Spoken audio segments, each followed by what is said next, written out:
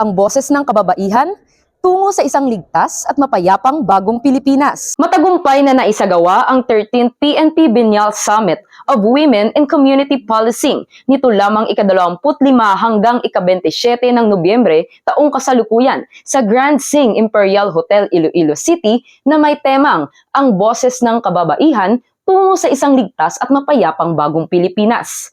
Naisakatuparan ito ng Philippine National Police sa pakikipagtulungan ng Soroptimist International of the Americas Philippine Region. Mahigit sa 350 PNP and non-uniform personnel mula sa iba't ibang police regional offices at national support units ng Luzon, Visayas at Mindanao ang dumalo sa 3 araw na summit na naglalayong bigyan ng karunungan ang kababaihan at magbahagi ng mahahalagang aral. Sa pagbubukas ng aktibidad, pinangunahan ni Governor Marivic Esparas mula sa Soroptimist International of the Americas Philippine Region ang seremonya. Kasabay nito, nagbigay rin ng mahalagang mensahe si Police Brigadier General Jack L. Wangki, Regional Director ng PRO6 at dumalo rin ang mga opisyal mula sa pamahalaang lokal ng Iloilo. Since 1994, the Soroptimist International of the Americas Philippines Region has continuously partnered with the Philippine National Police by initiating projects like Adopt a PNP WCPD, promoting the welfare and the protection of women and girls to adopt PNP WCPD in their respective area.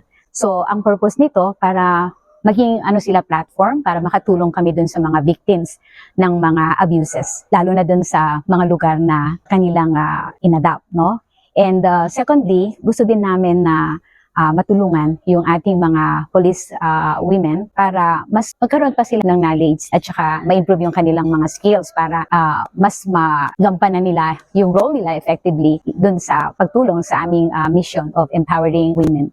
We see to it talaga na mabigyan sila yung deserved na knowledge na kailangan talaga nilang malaman. Ang layunin nito ay to promote gender equality, inclusivity, and women empowerment. Isa sa mga pinaka-highlight ng activity nito ay ang bigyan natin ng update ng mga bagong batas at mga kaalaman para sa ating mga kababaihan sa PNP organization. And isa na rin ito sa nagiging way natin para mapag-usapan kung ano man yung mga issues and challenges na kinakaharap ng ating mga kababaihan. And at the same time, ma-address natin kung ano yung mga gaps and challenges. So sa lahat ng ating PNP personnel, lalong-lalo na sa ating mga kababaihan, na lumabas po tayo and let's educate ourselves, let's equip ourselves para magiging empowered tayo. And sa ganung pamamaraan ay makapag-inspire din tayo ng mga kababaihan sa ating organization. Sa ikalawang araw, itinampok ang lektura mula sa mga women power speakers mula sa iba't ibang sangay ng gobyerno na nagbigay ng mahahalagang kaalaman sa mga kababaihang dumalo. Isa na rito, si Police Brigadier General Portia B. Manalad, Chief ng Women and Children Protection Center at ang kauna-unahang babaeng kadete na nagtapos sa Philippine National Police Academy na siyang nagbigay ng inspirasyon at mahahalagang mensahe sa mga kalahok. Nagbigay kulay rin ang Fellowship Night sa pamamagitan ng PNP Women's Got Talent kung saan ipinakita ng mga kababaihan sa organisasyon ng PNP ang kanilang mga talento.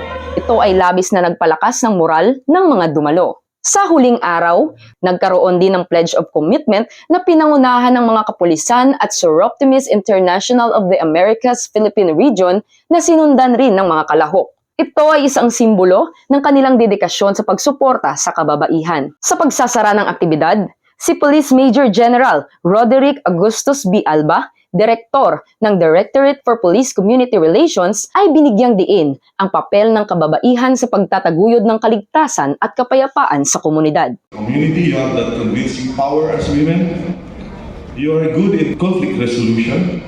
Ang tagumpay ng 13th PNP Biennial Summit of Women in Community Policing ay isang patunay ng pagkakaisa ng PNP at kanilang mga katuwang sa lipunan tulad ng Soroptimist International of the Americas Philippine Region upang mapalakas ang papel ng kababaihan sa ating bansa. Sa likod ng kanilang uniforme ay ang dedikasyon na magbigay ng inspirasyon at serbisyong may malasakit sa bayan dahil sa bagong Pilipinas ang gusto ng pulis.